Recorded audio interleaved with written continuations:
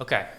Well, let's talk about the one of the main questions that we hear, and I'll word it the way that I hear it. Okay. Is am I allowed to work while my case is pending?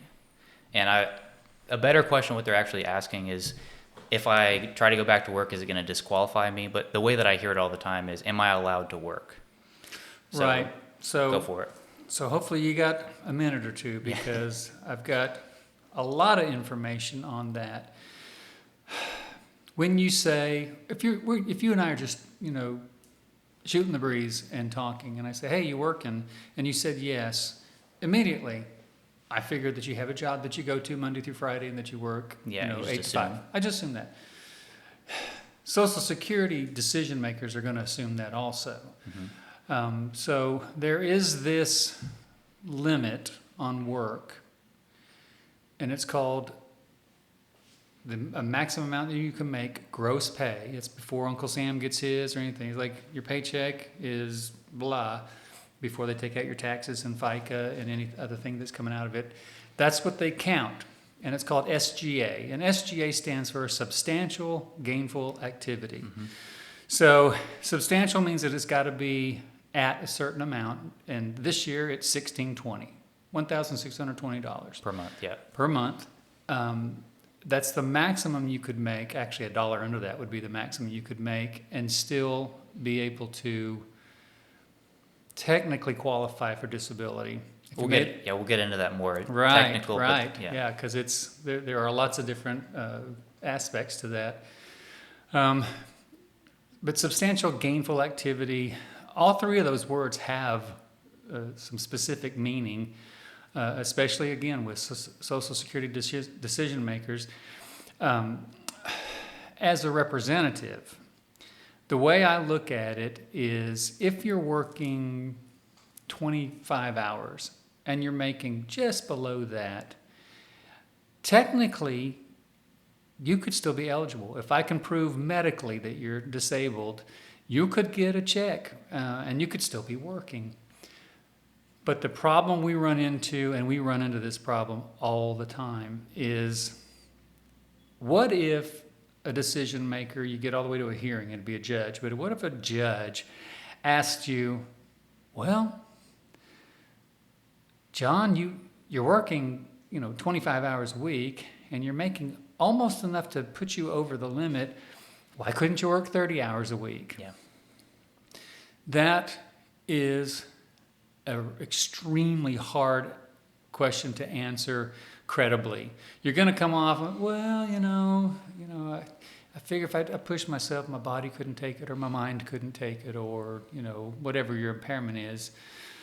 And that could be true, but just be mindful that for me to prove disability when you're working and you're approaching that SGA, substantial gainful activity level, is really, really hard for me to convince a decision maker, especially a judge, that if you pushed yourself and worked 5 more hours a week, that's an hour more a day, that it puts you over the limit.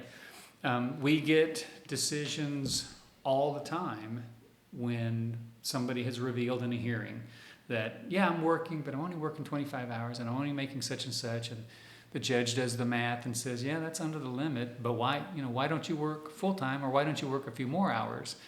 And so the explanation usually goes nowhere. And a few weeks later, we get a denial notice.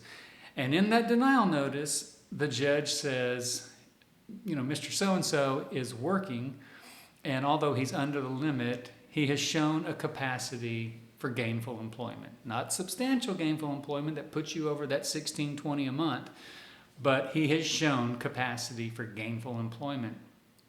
That's a hard argument for me to get around.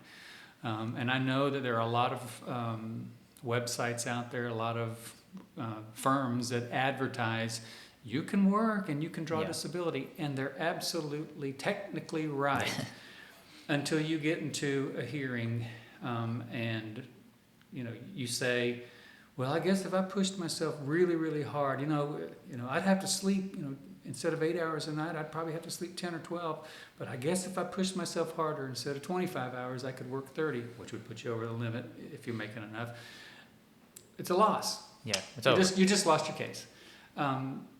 Now, let's go to more reasonable earnings. Let's say you're working, 3 or 4 hours a day, so you're working, 15, 20 hours a week, and you're making just above minimum wage, let's say $10 an hour. Okay, you're under the limit. And you testify that when I get home from these 3 or 4 hours a day that I'm working, I am down for the rest of the night. I get home at 3 in the afternoon and I can't even fix dinner. I'm so worn out. Okay, that probably is believable. It's certainly more credible, but you got to understand you can work and draw disability, but you're going to have to be very specific on why you couldn't work more than you're working. Yeah. To convince a decision maker that you're disabled. Keep in mind, disabled is I am unable to do any kind of full-time work on a sustained basis. That's the definition. And a sustained basis is usually 40 hours a week, Yeah. but of course with the SGA level, it could be less than 40 hours. So there's that. Now, the other part of your question, what if you are in the process and one of my clients calls me up and says, "Hey, Carl, my cousin has this job. I don't know if I can do it, but I have nothing right now. I have no income. Is it going to screw up my case? If I go to work?" Well, if I was cold and a robot, I'd say possibly. Usually what I say is this: if you think you can go to work, go to work. Mm-hmm. And the cool thing about Social Security, and I don't say that very often, the cool thing about Social Security is if you go to work, and let's say you went to work and you're working 40 hours a week and you're making $15 an hour, okay, well, you're over the limit. Mm-hmm. You're over the limit. Pure and simple, there's no way I can twist it, there's no way you can twist it. You are over the limit and you're technically ineligible. Let's say you did it for 3 months and there were so many problems if you have physical problems, so much problem with your back that your doctor's like, "What have you been doing?" "Well, I've been working, I've been doing forklift operating," or something like that. Or even if you had a desk job, but my legs are getting numb now when I sit down. What have you been doing? And you have to stop. You just have to stop. And you did it for 3 months. How does that impact your case? None. In fact, our firm is a little bit different from most firms. We will always encourage you to try. And we will always say, after the 3-month mark, you got to call us and let us know, are you still working? Is it working out for you? But if it's not working out for you, believe it or not, that is indicative of somebody who has disability. They tried, and a lot of these decision makers, especially judges, again, at a hearing, they don't see that a lot. They don't see people who have, tried to go back to work. They worked for a period of time, but then they just couldn't do it. And it's called an unsuccessful work attempt, a UWA, unsuccessful work attempt. It's usually less than 6 months. So if you did it for 3, 4, 5 months, even if it's above that SGA level, it will impact your case none. You don't have to worry about it. Oh, I'm going to have to start all over again, or I'm going to have to withdraw my application, and then I'm going to have to apply again. That's not how it works. If you have an unsuccessful work attempt, it means that you tried it for a period of time, even if you were over the limit, and it didn't work out.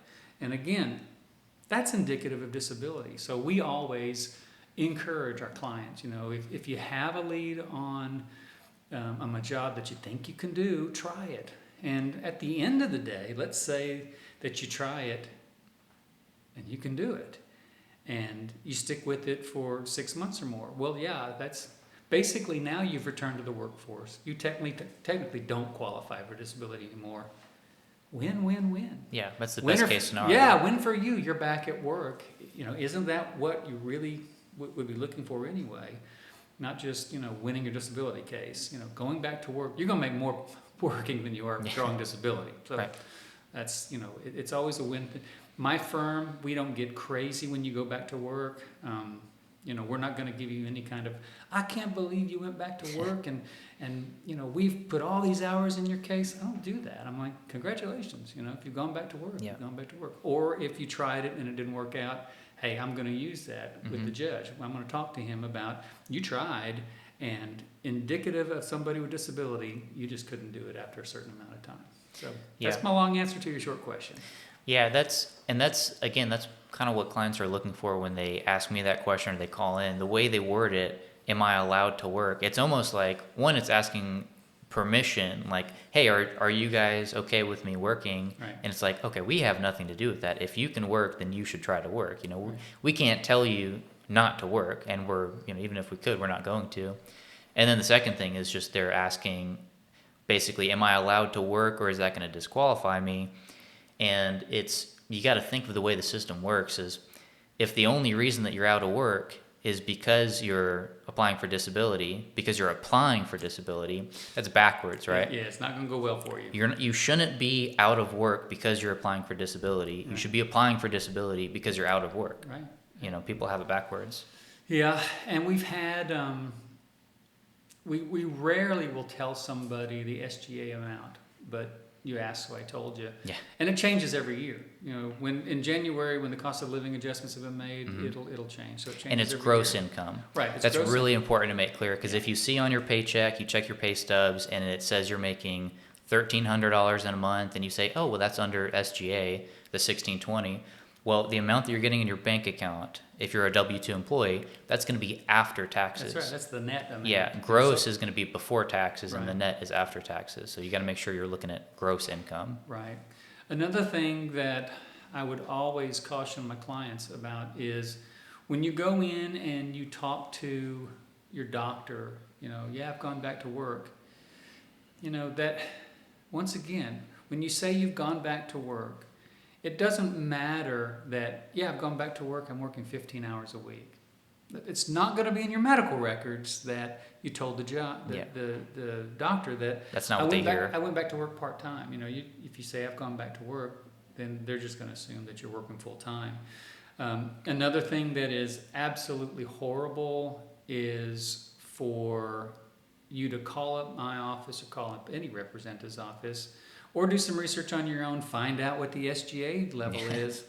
It's 1620, so if I do that, I can make 1,600, and you have 3 or 4 months of earnings, 1,600 a month. You are absolutely going to get hammered by a judge. Why only 1,600 a month? Why couldn't you work 1,650 or make 1,650 a month or 1,700? And the worst thing that you could say, and if you said it with my firm, you'd be lying through your teeth, is, well, my representative said that I could make 1,620 a month, and if I went over that, I was in trouble. But I've been under that. You do that, guaranteed, 100% denial. You're going to be denied. Yeah.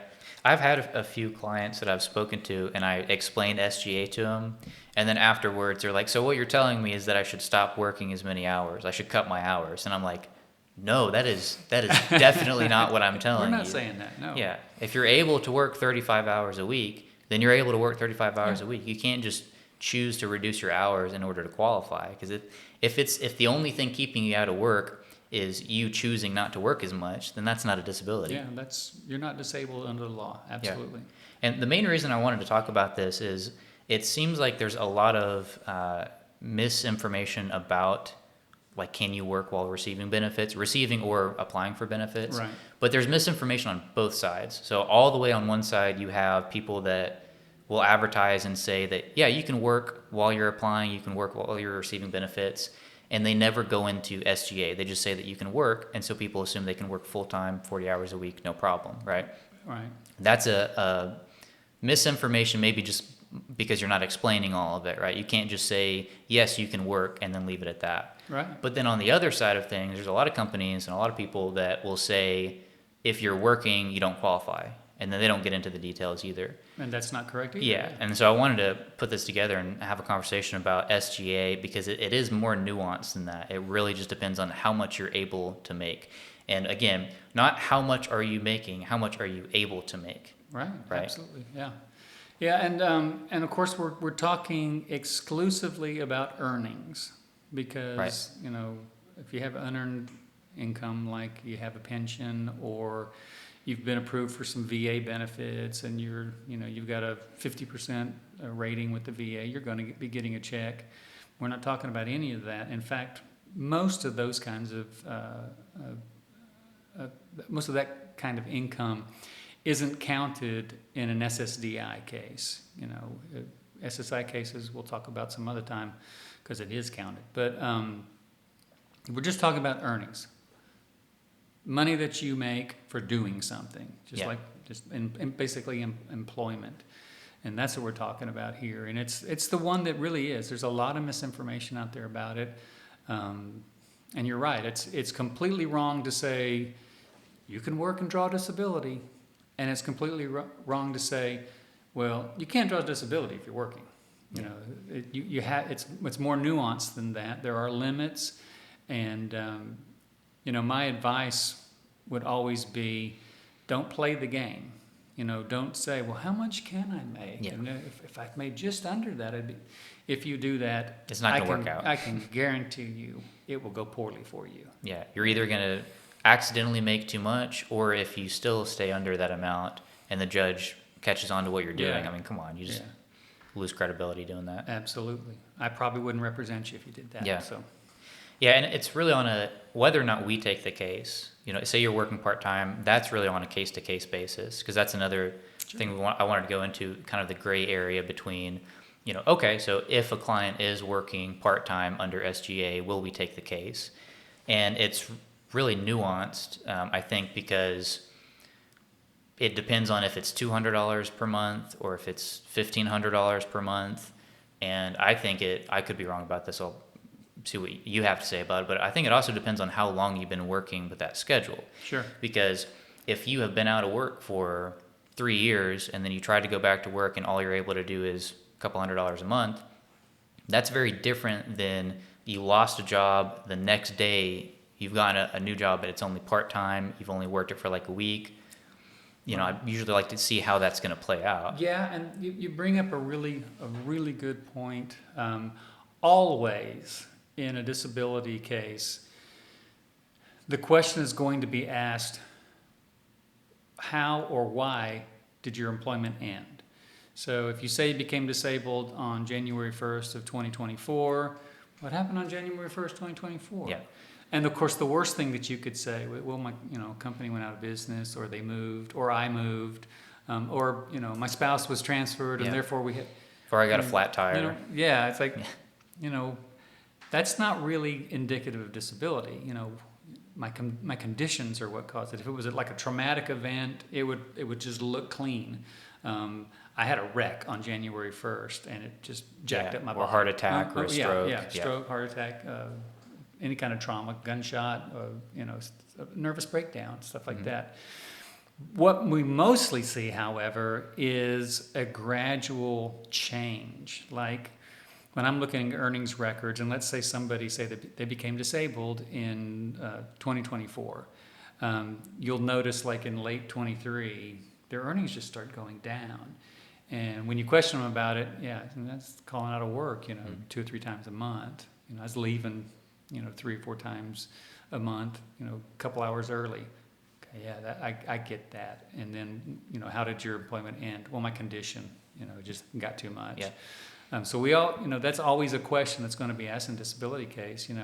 Not only when did you become disabled, but why? What happened? Was there, a worsening of a condition, a trauma that, that's a very clean cut. You can see that. Medical records will show it. So-and-so had a stroke on this day. But once again, you're right. If you became disabled and then later that month you went, especially if you went to a different place, what we do see often is they were working for Ford, and they were working on the line and had a heart attack. And, if we see employment like 2 or 3 months after that, it's with Ford. Oh, that's kind of weird. Have you gone back to work? I am. I'm doing this thing. I can only work 15 hours a week, and I had worked there so long that they let me come in and do that. That is indicative of somebody with disability. Whereas you're working at Ford, you have a trauma, have a heart attack, and later that month, you're working for Chrysler, or, you know, you're working for somebody else.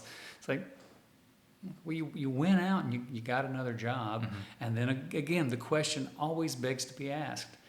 If you're only working this amount, what keeps you from working more? Yeah. And it's a really hard question to answer credibly. Yeah, because they could just keep on, you know, if you're able to work 15, why not 20? Well, maybe I can work 20. Okay. Why not 25? Yeah. And then it just gets to the point where yeah. In a hearing, this is how it normally goes. You know, Mr. Jones, I see that you went back to work, and you're not disqualified. You're not over the limit, but you know, why aren't you working more? And you know, what happened that you could go back to work? Well, I just had to do something. Yeah. What do you mean you had to do something? Well, I have bills to pay. Okay. So once again, now you're told the judge that if you have to do something, you could do something. And again, the question begs to be asked, okay, well, if you're doing something and earning, you know, $1,500 a month, why can't you do something a little bit more and earn $2,000 a month? And again, it's a real sticky situation.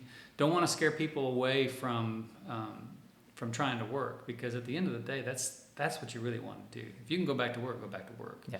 And don't want to scare them away about, you know, not applying because, you know, they're working part time and you know, they're making $1,400 a month, and we know the limit's just a little bit above that. Don't scare them away.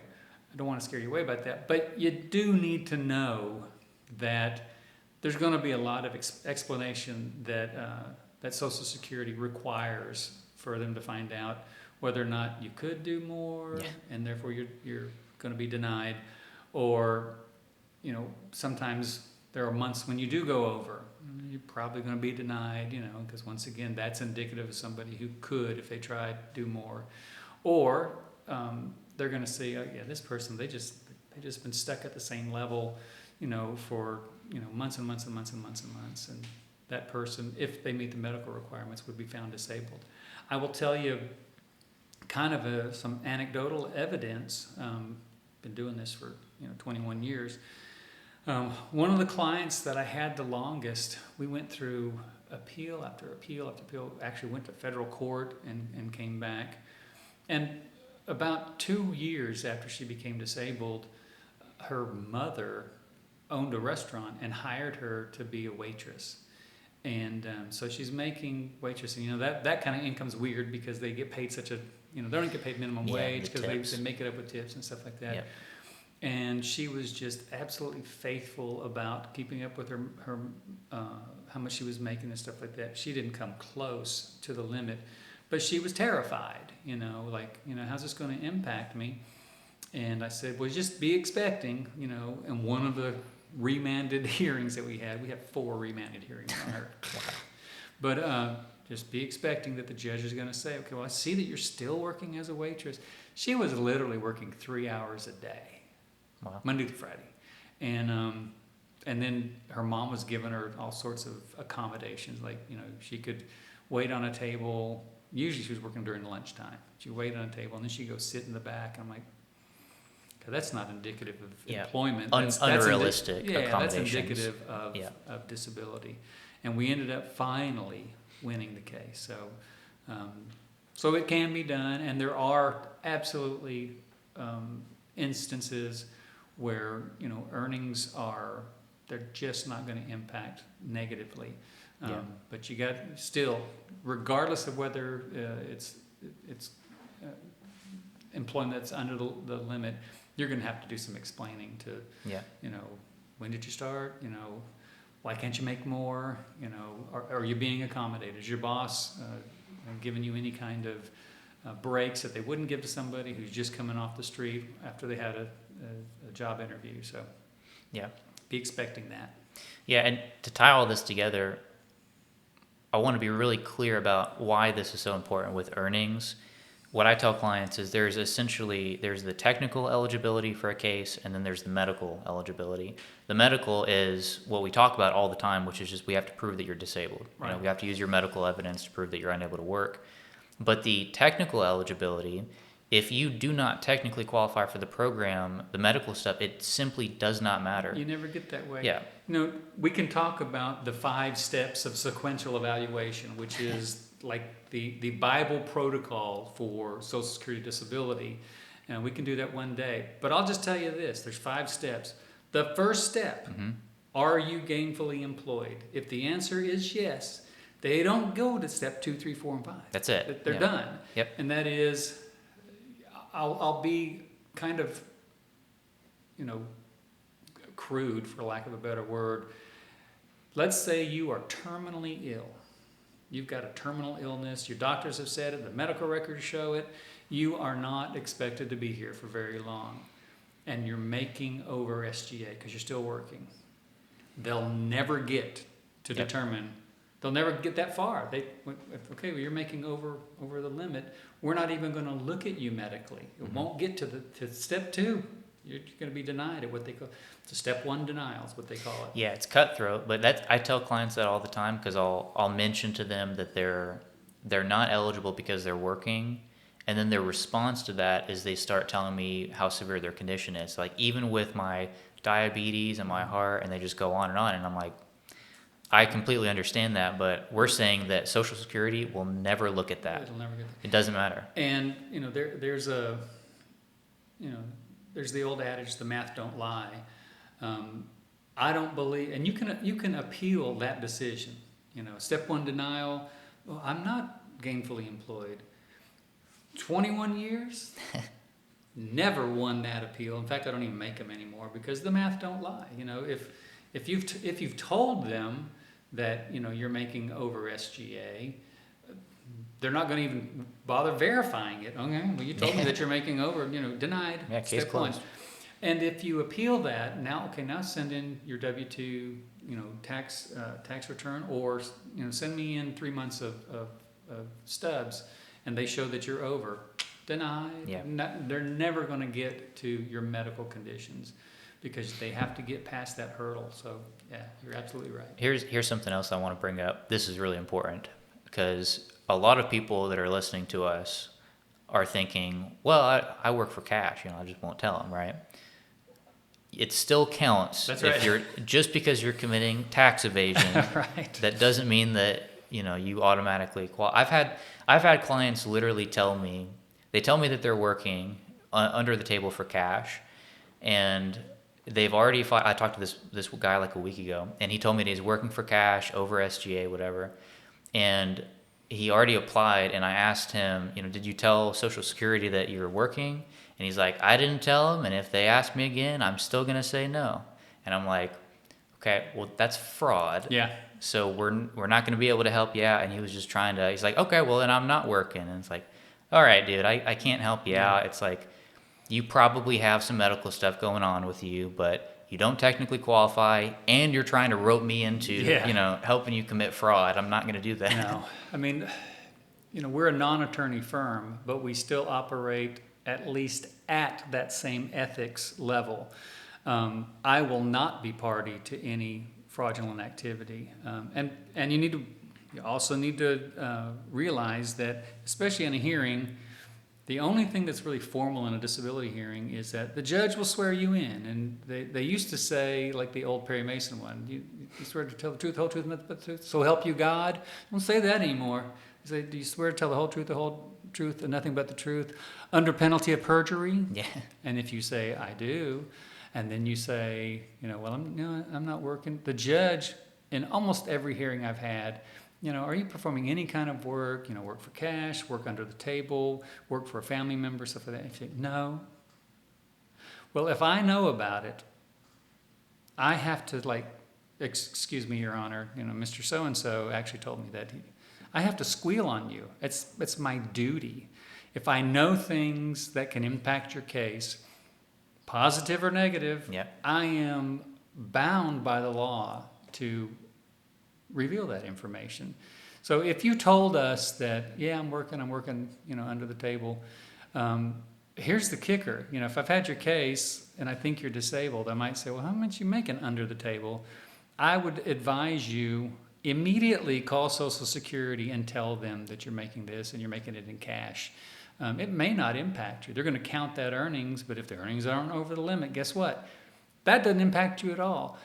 It probably impacts your credibility, though, Yeah. because now you've kind of admitted to Social Security, especially a judge, that you're engaging in stuff that's, not above board. Yeah, it's like substance abuse. If you had substance abuse problems 3 years ago, it probably is not going to make that much of a difference. Right. But if you just flat out lie about it, then that's going to be a bigger deal Sure. than the substance abuse to begin with, because Yeah. now you've lost your credibility. Yeah, and that's those kinds of things are always in the medical records.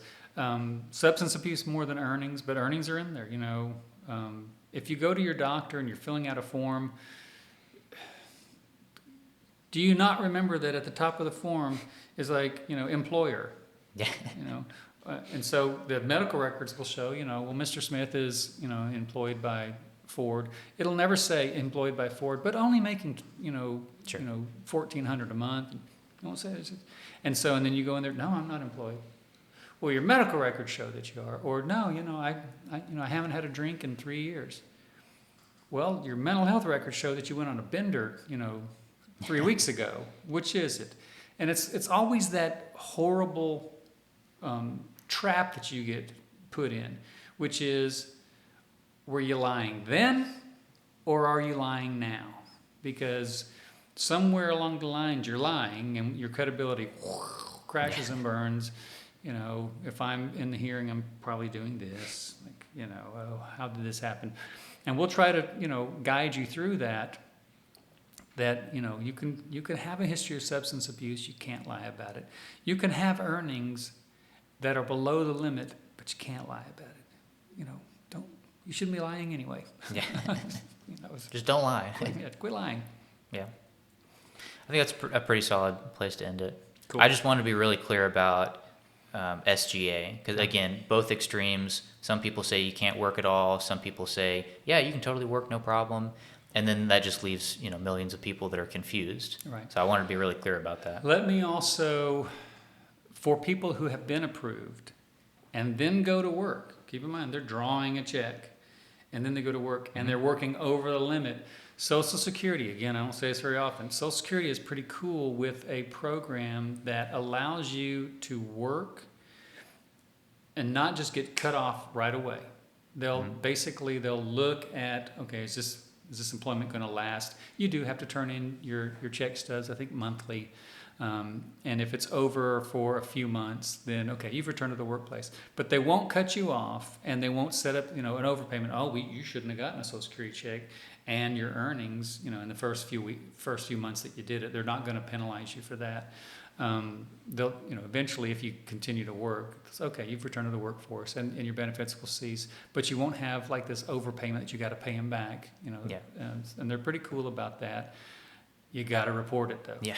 If you As long as you don't lie If to you them. don't report it, and they find out about it, which they always do, 100% of the time, they'll run an earnings query, or they have these reports called new hire reports. Every employer is supposed to, okay, Mr. Smith started working for me on such and such date. Ping, it's called a clearinghouse, and Social Security, will get an alert. Yeah. This clearinghouse alert, okay, so-and-so on disability has been hired. And the greatest thing is that, somebody starts investigating it and they see you reported it already. Bless you. The worst thing, they report it, they find out, 6 months later you never reported it, and they're like, okay, there might be an overpayment, and you never want to have an overpayment with Social Security, because they don't quit. They'll come after you. Yeah. All right. Good. Yep. Good stuff.